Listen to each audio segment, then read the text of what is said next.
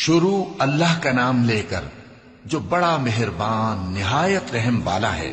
ہواؤں کی قسم جو نرم نرم چلتی ہیں پھر زور پکڑ کر جھکڑ ہو جاتی ہیں اور بادلوں کو ابھار کر اٹھا لاتی ہیں، پھر ان کو پھاڑ کر جدا جدا کر دیتی ہیں۔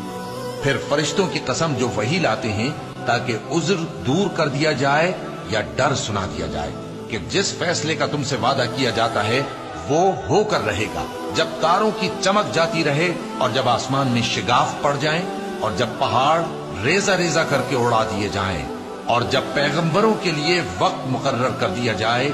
بھلا ان کاموں میں تاخیر کس لیے کی گئی؟ فیصلے کے دن کے لیے، اور تمہیں کیا خبر کہ فیصلے کا دن کیا ہے؟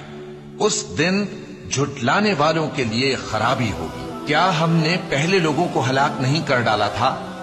پھر ہم ان پچھلوں کو بھی ان کے پیچھے بھیج دیتے ہیں۔ ہم گناہگاروں کے ساتھ ایسا ہی کیا کرتے ہیں۔